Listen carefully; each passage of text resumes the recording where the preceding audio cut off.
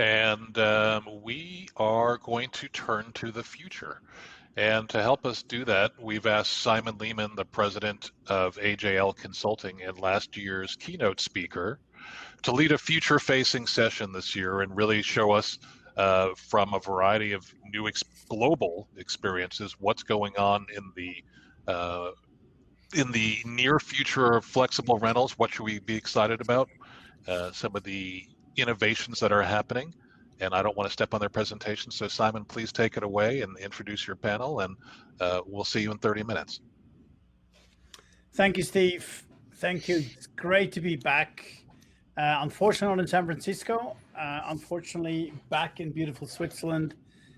Snowy weather outside, but nevertheless, it's great to be here with a great bunch of people and obviously an amazing panel. First of all, it was announced to have Joe Fryman today on the panel with us. Unfortunately, for unprecedented circumstances, he was not able to attend at short notice. And for that purpose, we were very happy for Mickey Kropf from Vector to jump into his seat. So welcome, Mickey, and thank you for making it on a very short notice as well. We're being flexible. This is what it's all about. And this conference, we're in the Flex conference. I feel honored once again to be here and moderate this panel with you. We're talking about the new world, consolidation, reinvention, and the future. I was lucky enough to listen to the previous panel together with Ken, Aaron, and Jesse, talking about the past and what has happened to the industry, moderated by Steve. And I think we've heard ample about what has happened. We have read a lot about news on what's happening on the master lease startups who have raised a lot of capital, and things are shifting. And this is something we want to cover, talking about the future and what are the new models evolving from that, from a model that we have already said goodbye not very long ago, and considering the fact that vacation rental and short-term rental has been around the world for longer than hotels. So there we go. That's how quickly it can go, and things are re-evolving, and we need to reshape for many different reasons. Now, the panel that I have today is incredible because this is exactly what we're focusing on. And I don't want to guess the average age of my three panelists today, but they could really add up to my entire age together, which I feel is fantastic because that shows we have a lot of reinvention, innovation, and seeing we want to reshape this market with a lot of energy. So first of all, we have Vivi coming from AltoVita, being a founder of AltoVita, which is an incredible platform for corporate stays and long-term stays. We'll learn a lot more about it later on. Then we have Luca coming from Los Angeles, former Italian, still Italian, a startup in the multifamily industry in a different shape or form, and we'll learn a lot more about what Luca is all about, and he's also in the process of raising capital. And then last but not least, Mickey Kropf from Vector, who's been around the industry a little bit longer, also started with a revenue share model to start with right at the beginning, not going down the master lease route, and obviously still with us today, unlike many others. So welcome the three of you on this panel today. And my first question that I want to throw out to you guys is, we hear that Airbnb is about to go for IPO. We had a lot of speculations about the IPO of Airbnb. It's interesting that they've chosen that time. There's a lot of hype around it. We have talked about valuations for a long time to come. Also, we have talked about the role that Airbnb has played in the master lease game and in the multifamily game overall. And my question to you as panelists is, what do you think is the valuation going to be on the day IPO to start this conversation? So Vivi, ladies first, what is your wonderful guess what Airbnb's IPO is going to be valued at? Oh, that's a great question, which if I were to attempt to answer, it's probably not going to be anywhere near its But I can comment though, Simon, I think that they have picked this time to IPO simply because there is a lot of complacency in the market right now, particularly with retail market. To think about how people are usually spending tons of money going out, they're not doing that anymore. So what they do is they are buying stocks. And I think that's why Airbnb decided to IPO. And I hope they catch the wave at the right time, because there's a ton of complacency. There's a lot of structural problem in the market. A lot of companies are not doing well, but their stock prices are still not reflecting the true value. So I wish Airbnb the best to catch it as fast as they can. And if I were to bet a number, I would bet 20 billion. Wow, there we go. Thank you, Vivi. 20 billion we have in the pocket. We'll take that for once. Great answer, and I totally agree with you. Opportunistic, opportunities are there for the reasons that you have mentioned. More stock than really the business and everything else in itself. So I think that's an amazing angle to look at it as well. Just saying, okay, what is out there? What is hot, and acquiring some stock in a business that you feel overall has a future underlying is a great way. Can I ask you, are you going to buy or not? Yes or no? No. Okay. Excellent. So let's move on. Luca, you're the next one, based in Los Angeles, starting with Journey, founder of Journey, a new startup in this space. Heavy tech enabled in the master lease and multifamily business. Luca, what's your view on Airbnb's valuation? Number one, and number two, are you going to buy or not? Well, I'm pretty sure actually I'm going to buy. I'm pretty bullish on the industry. That's why we started a company in this industry. But that being said, I do think the timing is actually a good time, because people want to have that feeling of growth. And first of all, obviously, if you look at travel across the board, Airbnb is actually like one of the platforms that has been doing the best. Alternative stays, and especially because travel has been a lot more local versus international travel. So traveling and having experience type of travel, and not just like your typical hotels. Airbnb has actually been doing okay. And I do think launching at this time is great, because people want to have feeling of growth. And starting now, it can only go up from here. It can go down from here. So maybe when the IPO, the valuation is not going to be amazing, but I think in the long run, they're going to do really good. Wonderful. Thank you, Luca. And we'll definitely debate on that further down the track in our conversation, when we get to distribution, which of course during the lockdown and COVID has not been very easy and very challenging to maneuver around. Before we move on, Mickey Kropf, what's the valuation, and are you going to buy or not? Well, first I wanted to point out, since we couldn't be in San Francisco, I had this one San Francisco themed shirt, Grateful Dead shirt, and a baseball shirt. So anyway, I wanted to rock that today. But look, I'm no financial analyst. I followed some of the news. Valuation for the debt at the start of the pandemic, 18 billion. Now, projected to go out of 42 billion with less supply and less consumers. So just sort of intuitively, some of these things don't make a ton of sense to me. And then Simon, we probably need to turn it back to you, because I know you follow it closely, but them and just some of those the key financial data points like earnings per share or whatever that are projected versus their publicly traded counterparts, Expedia, Booking, perhaps, how does that actually look? But that said, I mean, I'm not buying, and I'm certainly not shorting. They have this large and very loyal consumer base, and I would never bet against irrational exuberance. So it seems rich to me, but I'm sure in the long run it'll do just fine.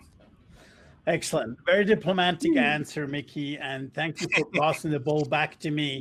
And I won't catch it, so it's perfectly fine.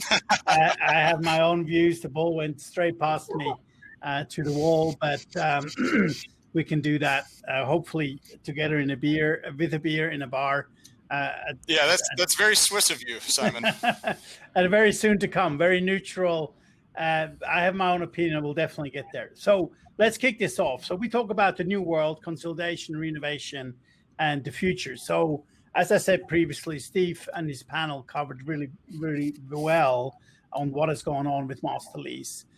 We know the aftermath. We don't need to mention anything that has happened. And Mickey, you're still standing one side, and then Luca is forming a new startup and being very aggressive in the market with Journey. Mickey has been in the market with Vector on a rev share basis, and then comes Vivi out of nowhere and saying, "Hey guys, I need inventory." So, ladies first. What's happening in the multifamily space, Vivi, and why is this space so interesting for you, and what you're looking for with AltoVita as you bringing this inventory together with the demand? Yeah, great. Thank you, Simon. So let me first start with a brief intro of AltoVita. So we are a global accommodation platform consolidating the fragmented service apartment and short-term rental sector in one centralized life location. And then we use a smart system that distribute directly to top relocation companies, multinational companies, designed to mindfully improve the experience of both employees and suppliers with duty of care compliant, instant booking, so on and so forth. And really, why are we interested in the multifamily sector? That is majority of our inventory. So not only with service apartment, but also the unique homes or private type of apartment and corporate housing.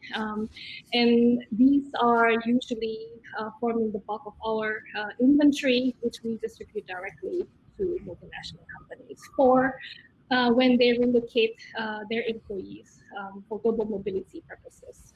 So mobility will continue according to your assumption.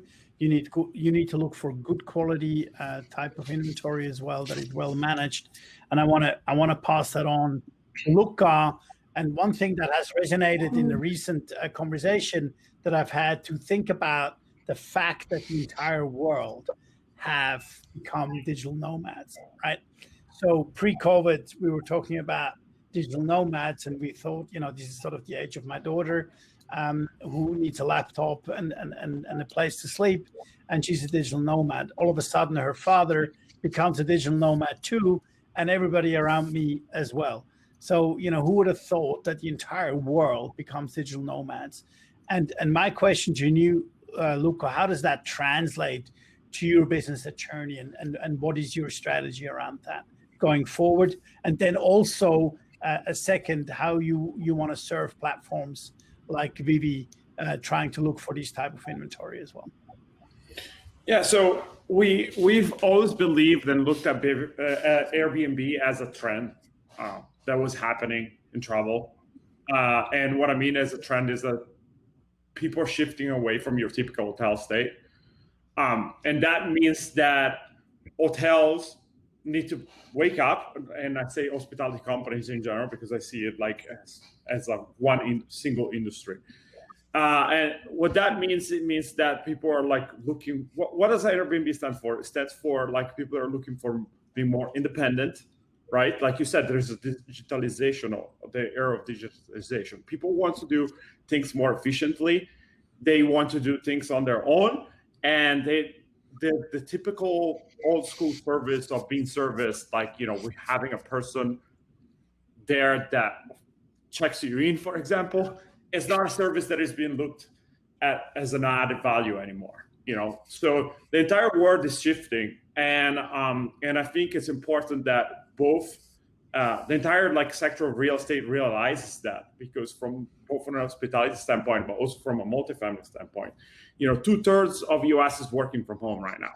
And it's projected that even in a post-pandemic world, more than half is going to stay and work from home. Most companies are going to allow flexible working. This means for multifamily complexes in urban cities that if they only stick with long-term rental, it's not good news for them, right? We saw this trend, and we saw the trend of the fact that people want to have things that are more automated, and that's literally what we focus on, and to create something that is a lot more sustainable, because just the old model is not working anymore. Like having high overheads, having a lot of personnel, that's not going to work anymore. And then furthermore, I think having things like being independent, allow people to be independent by having a kitchenette or a kitchen, and allowing people to book a place to just and have basically all the amenities within the place, but not so much around the place. I think that's also a big shift that is happening, and that's why Airbnb, even during a pandemic, closed with as many bookings as they did. Absolutely. So we're seeing a seismic shift, Luca, and I could not agree with you more. There is more distribution than Airbnb, without a doubt, going forward as well. And I think that seismic shift will underline that too, in terms of choice. And looking at Vivi's platform as well, people want to make sure they can make the right decision in aggregated inventory in terms of the convergence of the hospitality that's taking place. And I totally agree with you on that as well. I want to take that sort of on to go to Mickey and say, okay, we all became digital nomads. Interesting enough, Mickey, when you started this business, you already called yourself a dinosaur because you survived this massive ice age that only very few have survived, and you did. So Masterly's model has, one thing we want to reflect on, and I want to reflect that on with you, Mickey, is Masterly's models have not aligned the interests of different stakeholders. And when I was asked about Masterly's, when it was in its hype, I always said the biggest risk I see to Masterly's is interest rates, right? So financial interest rates could also be a breaking point for Masterly's operators who take high risk. I remember a presentation that was done by one of the very large Masterly's companies in front of investment bankers, investors, and VC and venture capitalists. And one of the investors raised their hands and said, how can you go to bed with having like 600 million risk on your balance sheet, right? I think now that has shifted dramatically.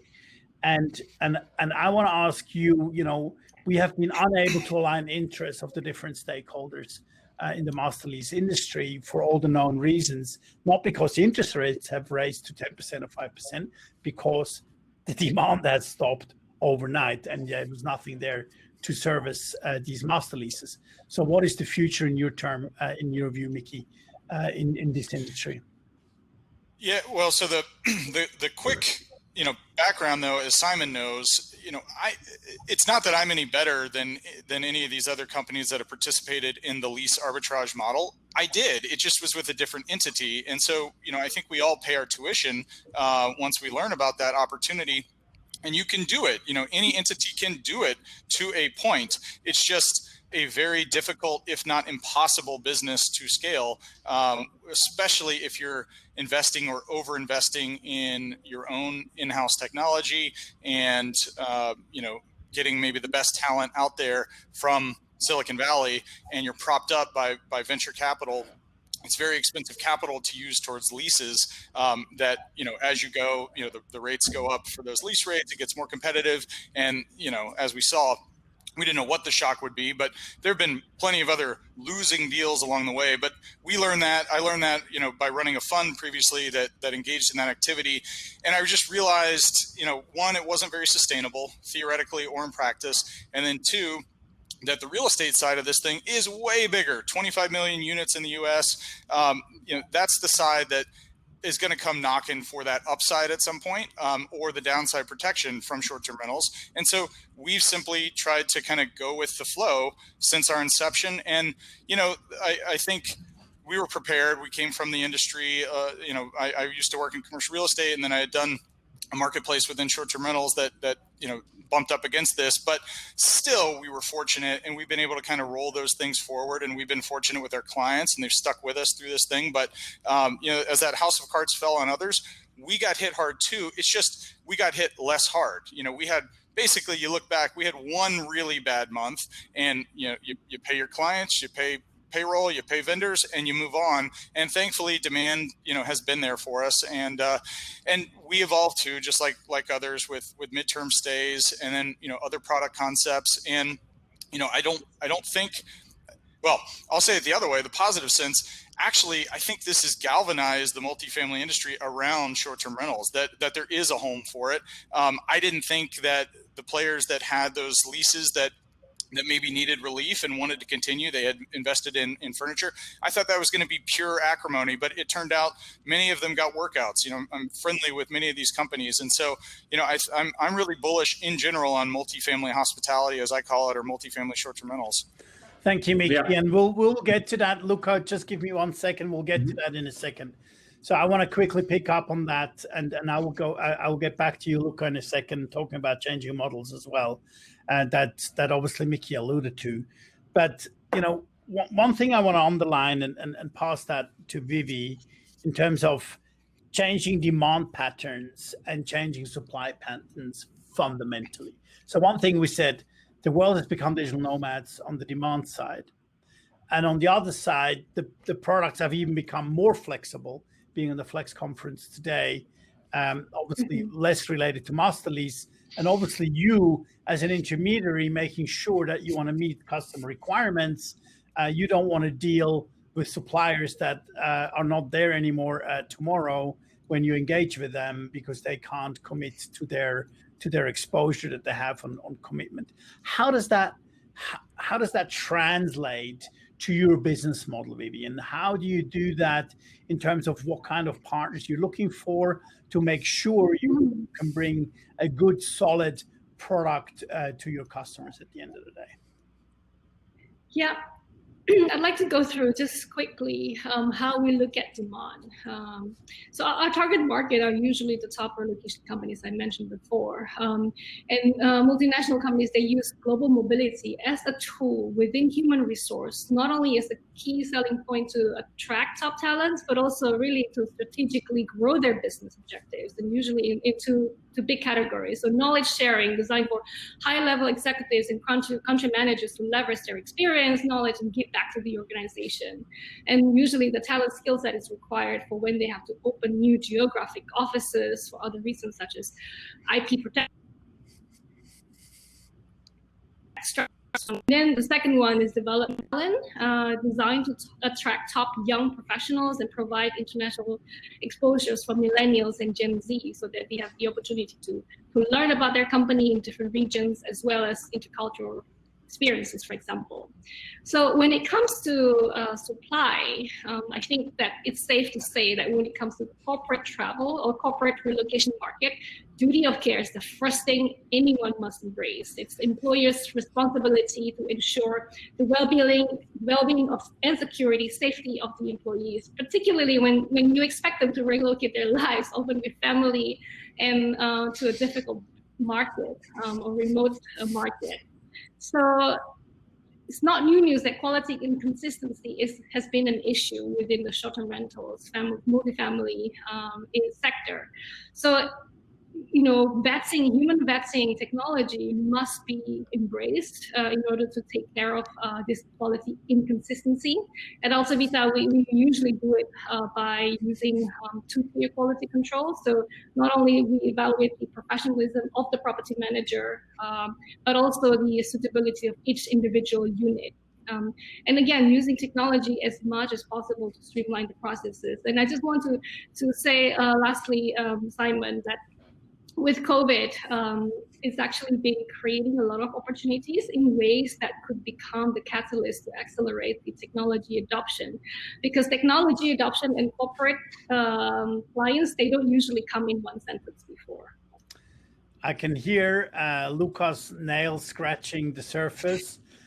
He wants to get out of the box very quickly after this, and obviously, Vivi, you've just given him a huge pass, and I want to throw this on to Luca now, because obviously we are hearing, if I can be in a critical way, I can say, okay, we're getting away from the high margin product, realizing this was a bit too risky, and obviously it failed, and now we're having a demand generator for you, talking to saying, hey, forget the margin, look after safety and product quality and everything else, plus tech-enabledness. How does that translate for you, Luca? And what do you take away from that from, let's say, the previous world of master lease, and how does that translate for Journey, and what is your focus on strategy to serve demand generators such as Vivi's company? Yeah, first of all, I wanted on the master lease, I have a very a strong opinion on the fact that a lot of even these VC-backed companies kind of knew that it wasn't sustainable, and they were hoping for a slow transition. Obviously, nobody was expecting COVID to arrive and accelerate basically what would it be the inevitable, right? Because leases are like arbitrage by definition, and any type of economic environment, it's not sustaable, right? Is that why? Is that deferring risk, Luca? What's that? Is that deferring risk, or what is it? Well, I mean, like I do think that it wasn't, sustainable. Like it was never sustainable. Like it's just that they were trying to find a way to quickly grow, and guaranteeing leases seemed on paper that made sense for a lot of people. But the question is, why wasn't it sustainable from your viewpoint? Was it just by deferring risk and just making sure it continues in terms of occupancy and everything else, or? Yeah, exactly. And then, obviously the margins are going to always shrink. Like, the more people that are going to be master leasing, the more multifamilies are going to be charging, and there's been at one point there was an outbidding war I was seeing, and I was like, this is impossible. It's like, how are they making even money? Like there's the margins shrink. When I start bidding higher on the leases, right? Yeah. When I started in this industry, margins were sitting at 40%. Towards the end on the master lease, we're sitting at like 10%. We started this coming 4 years ago, right? And we said, like, that's what we want to focus. Like Mickey, actually, very similarly on a rev share model. I said, like, what we've done maybe differently is that we focus a lot into development of technologies and the fact of thinking that entire hospitality was going to be moving there, not just the short-term rental, but hospitality as a whole, hotels included. And the fact that there was a massive shift happening, and the fact that this is going to be a product that it only works if you align your interest with one of the owners. And what it means align your interest means that owners need to see what's happening in their building, and it means only selecting owners that will win big with you. Otherwise, it's not sustainable either for them or you, right? And in order to do so, what we are really believing is the fact that two things. One, the consumer is looking for more automations to be more independent and have like Uber-like experience, but within the hospitality industry. So like Vivi's talking about, technology is very important from that aspect, and many more. But then also from a business standpoint, someone who owns real estate, they don't want to run a hospitality company with huge overheads, with a front desk, with someone like with multiple people that have to work within the building. So automation allows you now to have super lean operations and be very profitable, even in potentially smaller even on buildings. 10% margin, right? Correct, exactly. But that's important, and that's actually what's been a very big difference between us and many others during this pandemic. We grew 4x during the pandemic. We're sitting now at 500 units in our platform. Like, I think we're probably one of the few companies in our space that grew. And not just that, we have 100% retention rate. We haven't lost a single customer. And let me tell you more, we're focused on urban markets, which is like the worst markets you can be in, right? Like if you're outside of urban, then it makes sense. Like some of these companies have been doing great, but being focused on urban markets, we're actually probably the only company that was able to grow. I have a quick question back to you, Luca, in terms of tech. One thing that was very predominant with all of these ones, like Lyric and also Stay Alfred and others, Domio, also Nido, in terms of share accommodation. One thing that they were totally focused with all the time is owning tech end to end.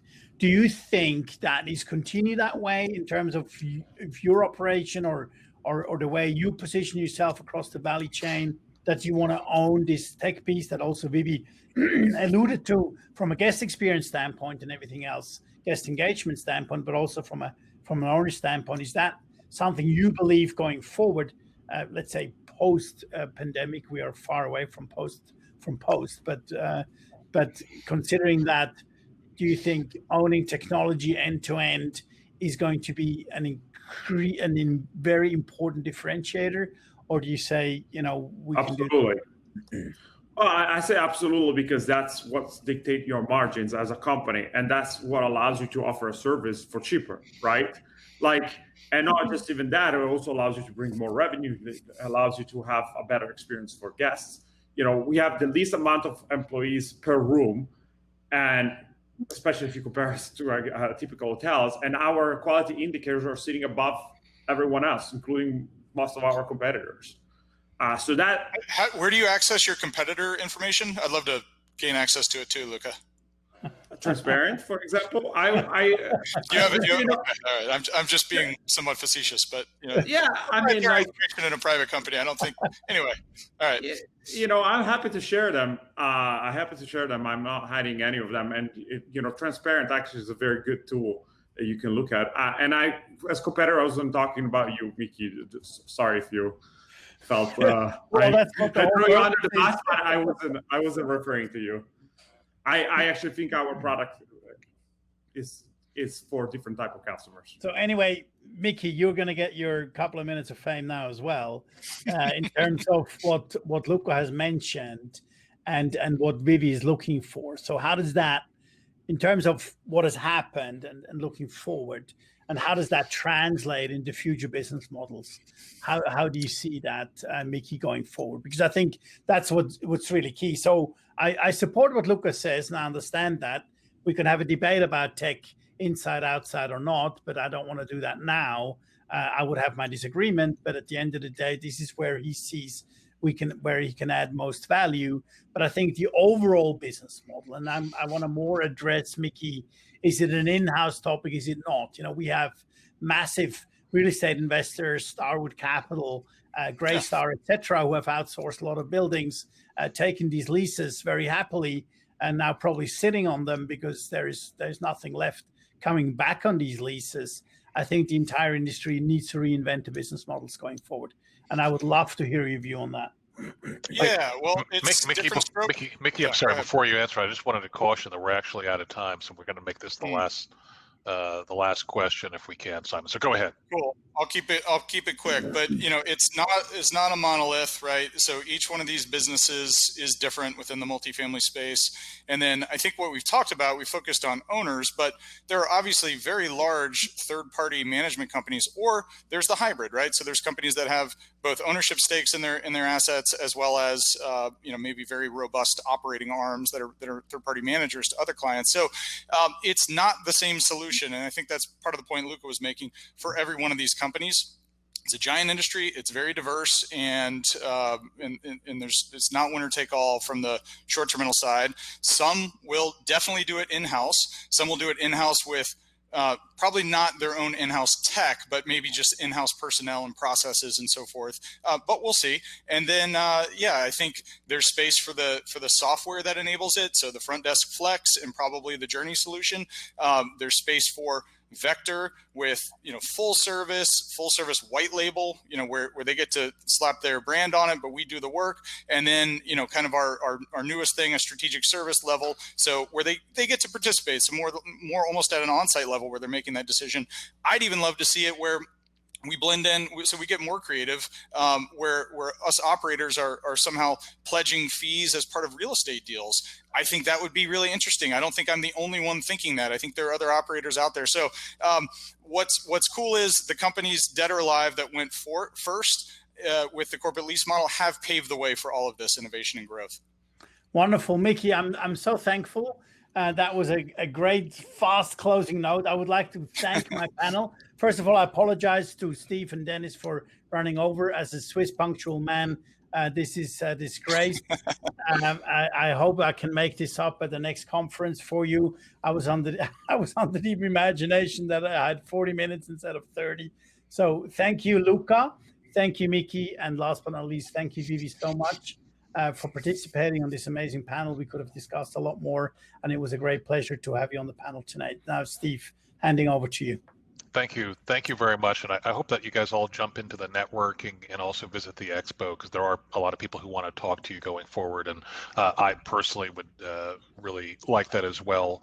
And so we're going to set it. We've got 30 minutes set aside to visit the expo, to visit our sponsors, and stop in and see them, and try out that networking tech on this platform. So let's give that a try. And I've already had 3 good meetings in the networking area, so also try that. And we will start again tomorrow morning with a little morning stretch, a little morning yoga at, I believe, 8:45 Pacific time. We've got some more great sessions tomorrow.